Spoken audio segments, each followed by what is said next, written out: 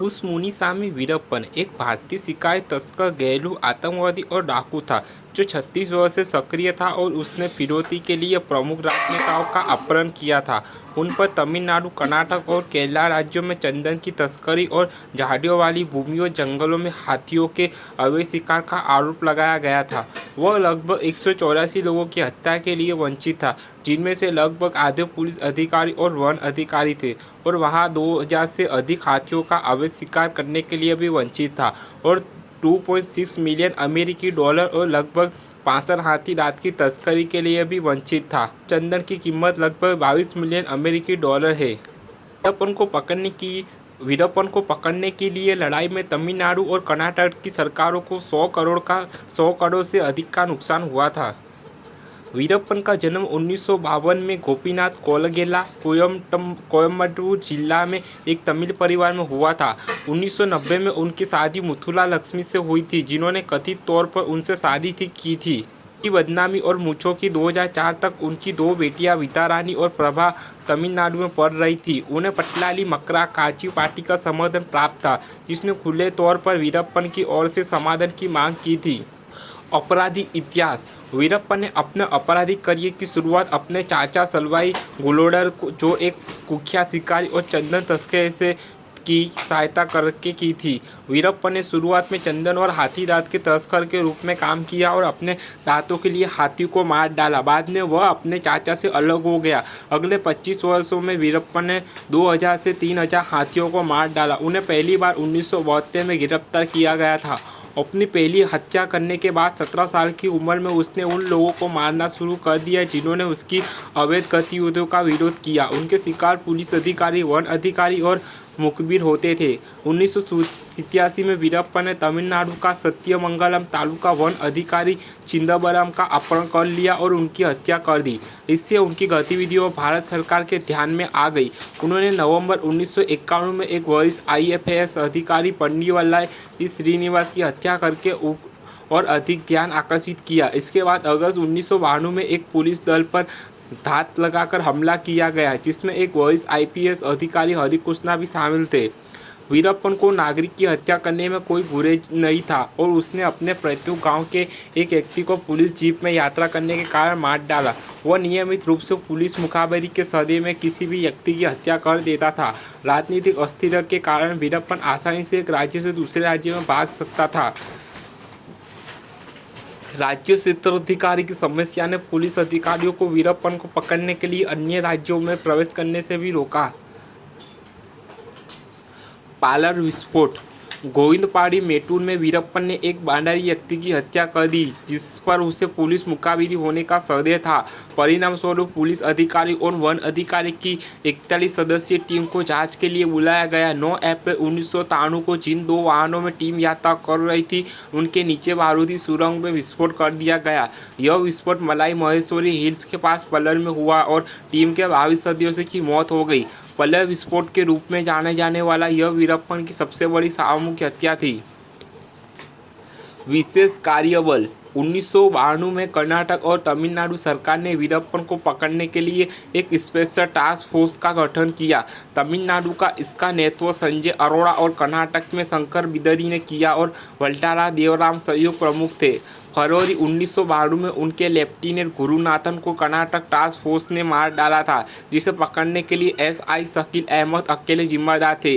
3 महीने बाद वीरप्पन ने कोल्लेलिंगल में रामापुर पुलिस स्टेशन पर हमला किया, जिसमें कई पुलिसकर्मी मारे गए और हथियार और गोला बारूद जब्त कर लिया। अगस्त 1992 में वीरप्पन ने SI शकील अहमद के लिए छल बिछाया, जिसमें 5 अन्य लोगों के साथ उसकी भी मौत हो गई। इसके बाद कर्नाटक और तमिलनाडु स्पेशल टास्क फोर्स ने दोनों राज्यों के सीमावर्ती इलाकों और वीरप्पन के जन्मस्थान गोपीनाथ गांव के आसपास सघन तलाशी अभियान शुरू किया।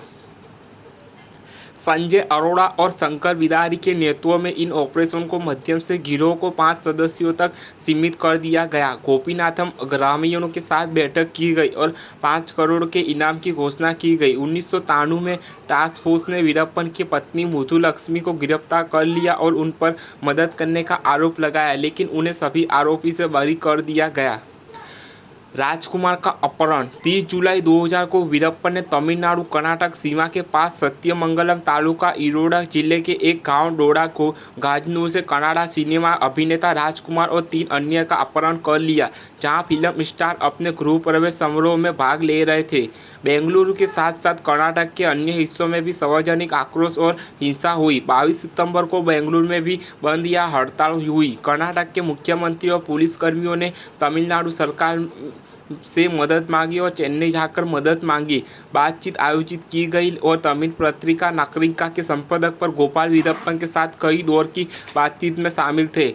गोपाल ने पहले इसी तरह की बातचीत के लिए वीरप्पन का दौर किया था और वीडियो टैपेज चर्चा के लिए कई बार जंगल का दौर किया था। वीरप्पन ने कावेरी जल विवाद में तमिलनाडु के लिए न्याय की मांग की थी। साथ ही तमिल को कर्नाटक की दूसरी आधिकारिक भाषा बनाने और तमिलनाडु की जेलों में बंद कुछ तमिल राजनीतिक कैदियों की रिहाई की मांग की। राजकुमार को 108 दिनों तक हिरासत में रखा गया और अंततः नवंबर 2000 में बिना किसी नुकसान के रिहा कर दिया गया। बाद में एक मुस्लिम अधिकारी ने खुलासा किया कि उनकी रिहाई के लिए कर्नाटक सरकार ने 20 करोड़ रुपये का भुगतान किया था। नंगाबा का अपहरण। 25 अगस्त 2002 को वीरप्पन ने कर्नाटक के पूर्व मंत्री एच नागाबा का चमरनगर जिले के कमरेगेरे स्थित उनके गांव से अपहरण कर लिया। नंगाबा 1996 से 1999 तक कृषि विश्वामित्र मंत्री रहते थे। कर्नाटक और तमिल के मुठभेड़ विफल रही और नागाबा 3 महीने बाद कर्नाटक के जंगल में मृत पाए गए। कर्नाटक राज्य सरकार द्वारा दिए जाने वाला इनाम तब बढ़कर 15 करोड़ रुपये कर दिया गया। फिरौती मांगता है। 1990 के दशक के दौरान कई वर्षों तक वीरप्पन ने पुलिस अधिकारी और अन्य हस्तियों का अपहरण किया और फिरौती की रकम मांगी। ऐसा माना जाता है कि फिरौती का भुगतान अक्सर अनौपचारिक रूप से किया जाता था। जुलाई 1997 में उसने चरमनगर जिले के बुरोडे जंगलों में 9 वन अधिकारियों का अपहरण कर लिया। उस मामले में बंधकों को कुछ साल बाद बिना किसी नुकसान के रिहा कर दिया गया था, भले ही उनकी फिरौती की मांग पूरी नहीं की गई थी। यह भी माना जाता है कि वीरप्पन ने जंगल के विभिन्न हिस्सों में बड़ी मात्रा में धन छिपाकर रखा था। 2002 में पुलिस ने उसे गिरोह के सदस्यों से 33 लाख रुपये बरामद किए। तमिल नेशनल रिट्रीवल ट्रस्ट और तमिलनाडु लिबरेशन आर्मी जैसे प्रतिबंध संगठनों ने वीरप्पन को रॉबिन हुड छवि को सुरक्षित करने और बातचीत की शर्तों का मसौदा तैयार करने के लिए मदद की जब उसने प्रमुख लोगों का अपहरण किया था। द्रविड़ विठुल्ला भाई कड़गम, जो पहले पेरियर द्रविड़ कड़गम की पार्टी के थे अध्यक्ष, कोलाथारू मणि के गिरफ्तार किया गया और वीरप्पन के कई अपराधों में एक सहयोगी रूप में मुकदमा चलाया गया था। हालांकि बाद में सबूतों की कमी के कारण उन्हें बरी कर दिया गया था। मौत। 18 अक्टूबर 2004 को वीरप्पन और उसके 3 साथियों को के विजय कुमार के नेतृत्व में तमिलनाडु स्पेशल टास्क फोर्स मुठभेड़ तमिलनाडु में धर्मपुरी जिले के पट्टापावरी गांव के पास हुई। वीरप्पन और उसके लोगों को एक गुप्त पुलिसकर्मी ने चिकित्सा उपचार के लिए धर्मपुरी ले जाने के बहाने एक एम्बुलेंस में बिठाया था। तमिलनाडु स्पेशल टास्क फोर्स, जो कई महीनों से उसकी अधिक गतिविधियों पर नजर रख रही थी, एम्बुलेंस को घेर लिया और आगामी गोलीबारी में गैंगस्टर मारे गए। इसे पूरे ऑपरेशन को ऑपरेशन कोकून नाम दिया गया। ऑपरेशन में वीरप्पन में सहयोगी सेतुला कुदला, गोविंदरा चंद्रे और गोदरा सेतुमणि भी मारे गए। उनकी मृत्यु को एक राक्षस की मृत्यु के रूप में वर्णित किया गया था। खबर सुनते ही गोपीनाथम के ग्रामीणों ने पाठकों के साथ जश्न मनाया। Centre for protection of civil liberties के बैनर तले रैली करने वाली कई मानवाधिकार कार्यकर्ताओं ने दावा किया कि परिस्थितिजन्य सत्य से संकेत मिलता है कि वीरप्पन को यत्ता न देने के बाद पुलिस ने उसकी हत्या कर दी थी। वीरप्पन की मृत्यु के बाद से कर्नाटक राज्य वन और पर्यटन विभाग द्वारा गोपीनाथम को इको टूरिज्म के लिए गंतव्य के रूप में प्रचारित किया गया है। वीरप्पन को तमिलनाडु मैटूर के पास मुलाकुडू में दफनाया गया था क्योंकि उसके परिवार के सदस्यों का इससे अधिक लगाव था और गोपीनाथम में उसके अधिकांश रिश्तेदार चले गए थे। पुलिस ने दाई सरकार की योजना बनाई थी, लेकिन वीरप्पन के रिश्तेदारों की आपत्तियों के बाद दफने गए फैसला किया। हजारों लोग दफनाने के लिए एकत्र हुए, जबकि अन्य लोगों को भारी सुरक्षा के कारण दूर कर दिए गए। गतिविधियों की समय रेखा।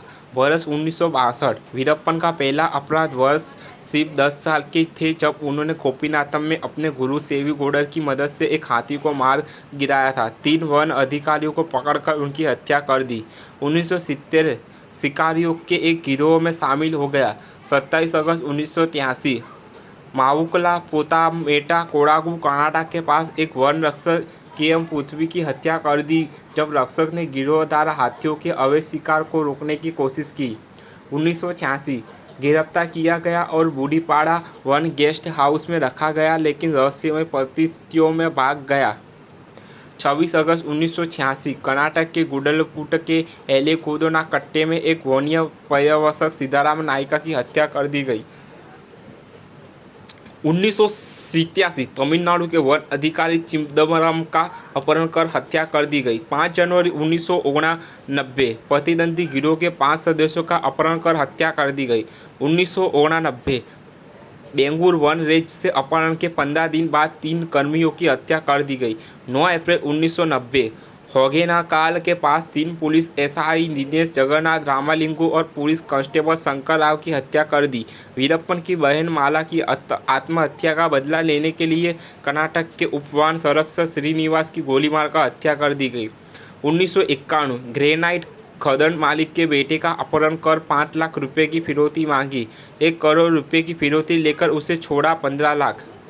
10 नवंबर 1991 पूर्व वानिकी अधिकारी श्रीनिवास को लालच देकर एक घात स्थल पर ले जाकर उनकी हत्या कर दी गई। वीरप्पन ने पेशकश की थी कि अगर श्रीनिवास अकेले और निहत्थे आएंगे तो वे आत्मसमर्पण कर देंगे। श्रीनिवास को गोपीनाथम को गांव से 6 किलोमीटर दूर एक नाला पर करते समय गोली मार दी गई। 1992 रामापुर में एक पुलिस स्टेशन पर हमला किया। 5 पुलिसकर्मियों की हत्या कर दी गई, 2 को घायल कर दिया गया और हथियार और गोला बारूद चुरा लिया गया। जवाबी कार्रवाई में एसटीएफ ने गिरोह के 2 सदस्यों को मार गिराया। 14 अगस्त 1992 मिनियाधात कर्नाटक में मिनियम के पास एक झूठी मुखबिरी के माध्यम से मैसूर जिले के SP T Harikrishna, SI Shakeel Ahmed और बेनेगौड़ा, सीएम कल्लापत्ता सुंदरा और एमपी अप्पाचू नामक 4 कांस्टेबल को फंसाया गया और मार डाला। 25 जनवरी 1993 वीरप्पन और उसके गिरोह के बीच कड़ी मुठभेड़ हुई और तमिलनाडु के पुलिस अधिकारी रेम्बो गोपालकृष्णा के नेतृत्व वाली पुलिस टीम मामूली चूक से चूक गई और उनके गिरोह को एक सदस्य और करीबी सहयोगी एटानी राज को गोली मार दी गई। 1993 वीरप्पन की तलाश के लिए सीमा सुरक्षा बल को तैनात किया गया था, लेकिन उसे लगा कि एक सफल ऑपरेशन को अंजाम देने में भाषा मुख्य बाधा थी। सीमा सुरक्षा बल की तैनाती तमिलनाडु सरकार को नापसंद थी। वीरप्पन ने बीएसएफ को लगभग 20 लड़कों को मार डाला। अप्रैल 1993 पुलिस वन अधिकारी और नागरिकों के ले जा रही तमिलनाडु की एक बस को बारूदी सुरंग का उपयोग करके उड़ा दिया गया, जिसमें पलर विस्फोट की घटना में 22 नागरिक और पुलिस मारे गए। 24 मई 1993 एसटीएफ कमांडर गोपाल होसूर की पार्टी के 6 पुलिसकर्मियों को केएम उथप्पा, प्रभाकर पुरवैया, मचैया स्वामी और नरसप्पा को मार डाला और रंगास्वामी वड्डू एएम हिल्स कर्नाटक के पास पुलिस कमांडर को घायल कर दिया गया। तमिलनाडु सरकार सीमा सुरक्षा बल तैनाती करती रही। बीएस और एसटीएफ के संयुक्त अभियान में गिरोह के 9 सदस्यों को गिरफ्तार किया गया और 6 को मार गिराया। 3 पुलिसकर्मियों मारे गए। वीरप्पन ने माफ़ी की मांग की। पीड़ितों के परिजनों ने किसी भी प्रकार की सरकारी वार्ता का विरोध किया। 1994 कोयम्बटूर के पुलिस उपाधीक्षक चिबरनाथ और 2 अन्य का अपहरण कर लिया गया। 1995 नवंबर में तमिलनाडु के 3 वन विभाग के अधिकारियों का अपहरण कर लिया गया। 1996 एक पुलिस मुखबिर की हत्या कर दी, अन्य 9 पुलिसकर्मियों को मार डाला। पुलिस हिरासत में वीरप्पन के भाई अर्जुन की आत्महत्या का बदला लेने के लिए पुलिस अधिकारी तमिल सेलावन को घायल कर दिया और एक कांस्टेबल की हत्या कर दी गई। 1997 गिरोह ने वन्य जीवन फोटोग्राफर, सेनानी और कुपाकार का अपहरण कर लिया गया। वीरप्पन ने संक्षिप्त रूप से गिरोह को एक सदस्य बेबी वीरप्पन को मार डाला, जिसके पास वीरप्पन का उत्तराधिकारी बनाने का सपना था। अन्य फोटोग्राफर, सेनानी और कुपाकार का अपहरण कर लिया गया और उन्हें रिहा कर दिया गया। बुलुडा जंगलों से कर्नाटक के 9 वन अधिकारियों का अपहरण कर उन्हें मार डाला गया। 1998 अपहृत प्रोफेसर कृष्णास्वामी, एएस मणि संपादक नेट्टिकेनी पयामुल्ली, रिपोर्टर और Richard Mohan photographer, special task force ने कॉम्बिक ऑपरेशन के बाद उन्हें रिहा कर दिया। 2000 कन्नड़ फिल्म अभिनेता डॉक्टर राजकुमार अपहरण। 108 दिनों के बाद उसे रिहा कर दिया गया। 2002 कर्नाटक के पूर्व मंत्री एच नंगाप्पा का अपहरण और कथित तौर पर हत्या।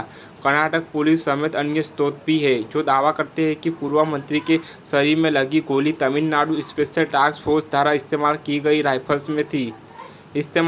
राइफल तमिलनाडु टास्क फोर्स से चुराई गई थी या गोलीबारी का कारण हो सकती थी उनकी मृत्यु। 2004 तमिलनाडु स्पेशल टास्क फोर्स के सदस्यों के एक चेक पॉइंट पर उसे मार डाला जब डाकू एक बदले हुए पुलिसकर्मी द्वारा संचालित एम्बुलेंस में यात्रा कर रहा था। परंपरा 25 अप्रैल 2013 को पट्टनीमक्काल काची और भाग्यरेखा में ममलापुरम में विचित्र युवा संस्कृति महोत्सव में वीरप्पन को एक युवा आइकन के रूप में पेश किया। इस घटना की तमिलनाडु की तत्कालीन मुख्यमंत्री जयललिता ने निंदा की थी। फिल्म और टेलीविज़न वीरप्पन रविंद्रनाथ की 1951 की भारतीय कन्नड़ा भाषा की अपराध एक्शन फिल्म जिसमें देवराज ने डाकू की भूमिका निभाई थी। अट्टहासा 2012 की कन्नड़ा फिल्म वीरप्पन के जीवन और मृत्यु पर आधारित है। फिल्म में वीरप्पन पर एसटीएफ के ऑपरेशन डॉक्टर राजकुमार के अपहरण और अंततः ऑपरेशन कोकून पर प्रकाश डाला गया है। फिल्म को 2013 के तेलुगु और मलयालम में वीरप्पन और तमिल में वन युद्धम नाम से डब किया गया था। किलिंग वीरप्पन 2016 की कन्नड़ा फिल्म ऑपरेशन कोकून पर आधारित राम गोपाल वर्मा द्वारा लिखित और निर्देशित यह फिल्म तमिल, तेलुगु और मलयालम में भी इसी शीर्षक के साथ रिलीज की गई थी। वीरप्पन 2016 की हिंदी पूर्ण लंबाई वाली जीवनी फीचर फिल्म राम गोपाल वर्मा द्वारा लिखित और निर्देशित है। यह फिल्म तमिल में विलाती विलाना वीरप्पन के नाम से भी रिलीज हुई थी। सर्जना कांडू 2007 में मक्कला टीवी पर प्रसारित एक तमिल टेलीविजन श्रृंखला जो वीरप्पन के जीवन पर आधारित थी जिसमें कराटे राजा ने वीरप्पन की भूमिका निभाई थी। द हंट और वीरप्पन सेलावानी सेल्वराजा द्वारा निर्देशित एक डॉक्यूमेंट्री जिसका प्रीमियर 4 अगस्त 2023 में नेटफ्लिक्स पर हुआ था। कुसा मुनिसेनी वीरप्पन एक उत्तर श्रृंखला जो 14 दिसंबर 2013 को रिलीज होने जा रही है।